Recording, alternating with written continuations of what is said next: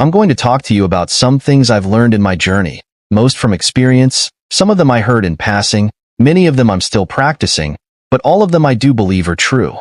Life is not easy. It is not. Don't try to make it that way. Life's not fair. It never was, it isn't now, and it won't ever be. Do not fall into the trap, the entitlement trap, of feeling like you're a victim. You are not. Get over it and get on with it. So, the question that we got to ask ourselves is, what is success to us? What is success to you? Is it more money? That's fine. I've got nothing against money. Maybe it's a healthy family.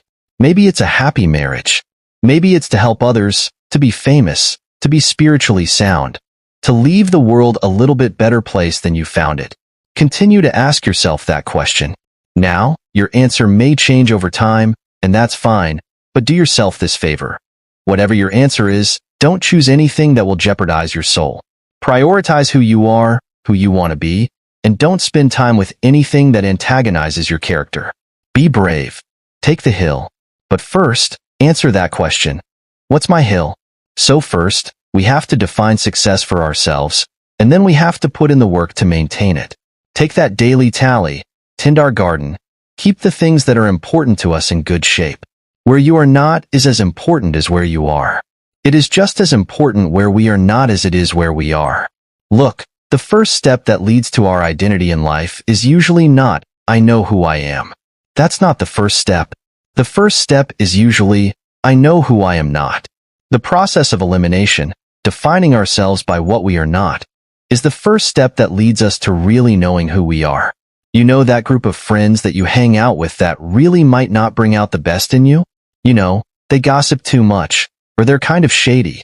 They really aren't going to be there for you in a pinch. Or how about that bar that we keep going to, where we always seem to have the worst hangover? Or that computer screen, right? That computer screen that keeps giving us an excuse not to get out of the house and engage with the world and get some real human interaction. Or how about that food that we keep eating? Stuff that tastes so good going down but makes us feel like crap the next week. We feel lethargic and keep putting on weight. Well, those people, those places, those things, stop giving them your time and energy. Just don't go there. I mean, put them down. And when you do this, when you do put them down, when you quit going there and you quit giving them your time, you inadvertently find yourself spending more time in more places that are healthy for you, that bring you more joy. Why? Because you just eliminated the who's, the where's, the what's, and the whens that were keeping you from your identity. Trust me, too many options. I promise you, too many options will make a tyrant of us all. All right, so get rid of the excess, the wasted time. Decrease your options. If you do this, you will have accidentally, almost innocently, put in front of you what is important to you by process of elimination. Knowing who we are is hard. It's hard. Give yourself a break. Eliminate who you are not first, and you're going to find yourself where you need to be.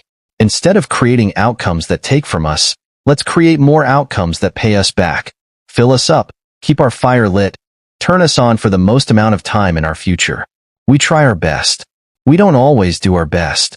Well, architecture is a verb as well, and since we are the architects of our own lives, let's study the habits, the practices, the routines that we have that lead to and feed our success, our joy, our honest pain, our laughter, our earned tears. Let's dissect that and give thanks for those things. And when we do that, guess what happens? We get better at them, and we have more to dissect. Be discerning. Choose it because you want it. Do it because you want to. We're going to make mistakes. You've got to own them, and you've got to make amends. And then you've got to move on. Guilt and regret kill many a man before their time. So turn the page. Get off the ride. You are the author of the book of your life.